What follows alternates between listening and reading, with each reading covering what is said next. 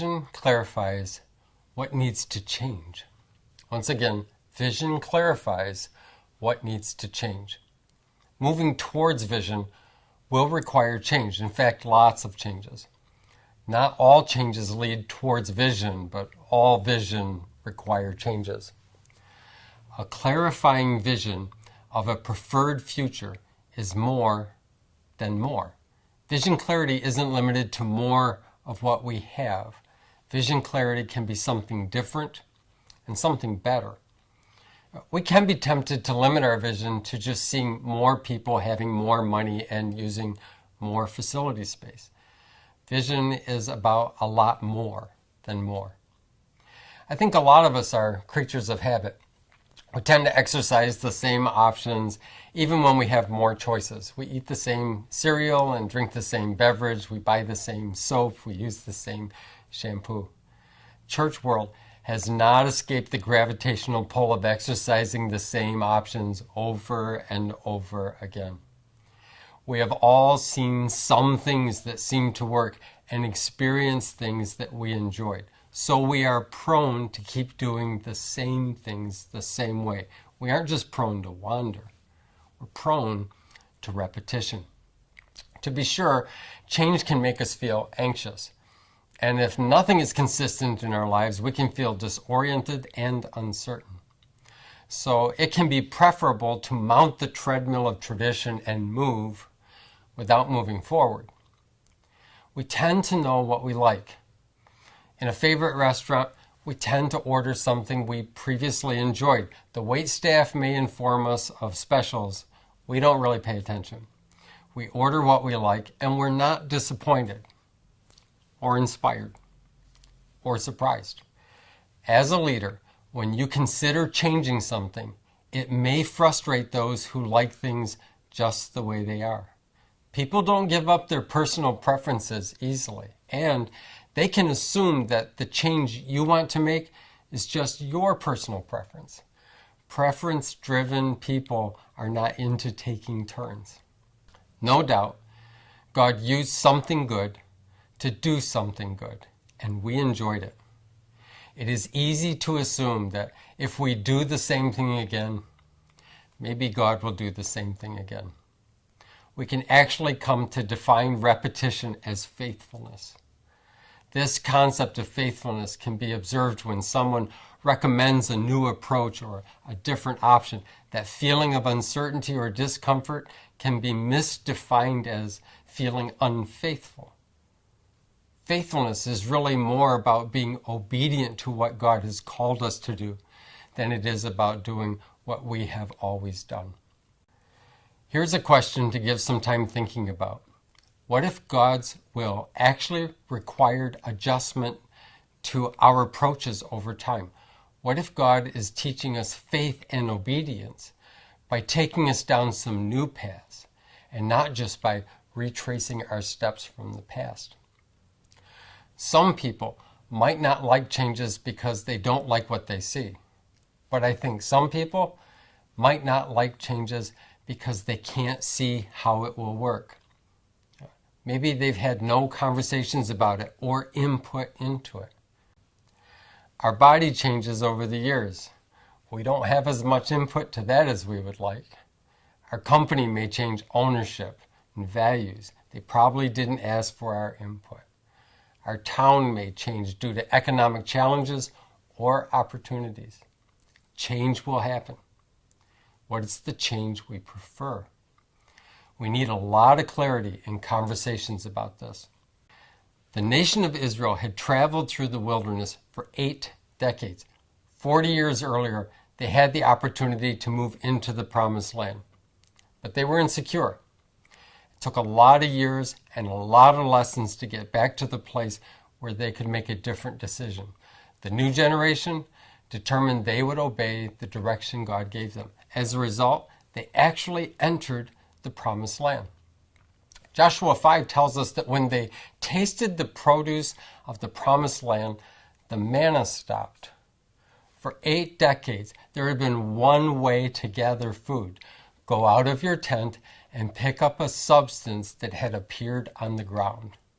In the promised land, they would need to change their approach for gathering food. Now they would need to plow land, plant crops, cultivate, and harvest. Harvesting crops was very different than gathering manna. They would need to submit to the seasons of the year. There are times to plant, and times to harvest. You don't have the option of doing the same thing every week. The season you were in would determine your responsibilities, and the season that was coming would determine your preparation. So why should Israel consider making all these changes? Why not just stick with the tried and true manna option? Why not keep doing what they'd always done? Why submit to the demands of seasons and the disciplines of planning? Change was required if they wanted to build something that would outlast them and if they wanted to feed more than just themselves. This is a valuable lesson for us. Change is required if we want to build something that will outlast us.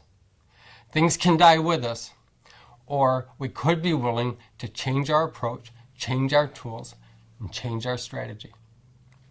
If we want to see something different, we must be willing to do something different. Doing the same thing over and over and expecting a different outcome is not the path to revival. Making changes can feel very risky. Some people are with you because they like things just how they are. They are likely to ask questions, raise concerns. People who are with you to see a vision fulfilled will need to know how these changes will move you towards the vision. The vision needs to be clear, and the steps you are recommending need to be clear. Clarity comes through talking things through. Change requires clear communication. Provide word pictures of what the change will look like. Help people see it by how you say it. Help people see not just where you are leading them, but help them see how they will grow in their faith and their experience of grace. Describe what you see. Describe steps that move you in the direction. I usually tell people that our goal is to walk by faith rather than to leap by faith. When you take steps, you can make constant adjustments. When you leap, the only option is to land. We can take steps one at a time. We want to be intentional about the steps we are taking so we don't waste time, energy, and resources. The fastest way to get anywhere is slowly. The goal is to keep making progress towards the vision. And don't try to do everything at the same time. Vision requires change, but we can't make all the changes at once. So we have to aim where we are going and then consider what options and resources are available, and then decide which ones we will exercise first and which ones we will exercise next. Clarity about where you want to aim is not the same as guaranteeing every option will succeed. The greater the call for commitment, the more hesitant people can become. You can remind them of where you are all headed, and then you can tell them what options you are looking to implement to move from here to there. You can tell them that this will look a little different than what they have been doing or the way they have been doing it. This is really important. You can tell them that this is an experiment. We want to see if this will help us move in the desired direction and towards the vision. You can tell them that we will try this experiment for a while, and it is a good thing to identify the length of time. Then you can tell them there will be an evaluation of our progress. We want to see how it is working, and we want to hear your thoughts.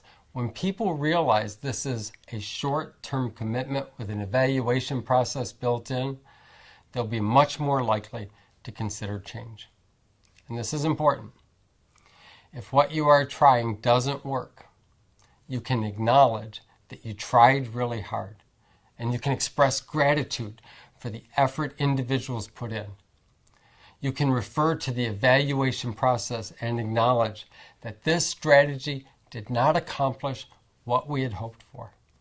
You can identify the lessons learned And in that moment, you will actually build trust in the ministry you lead.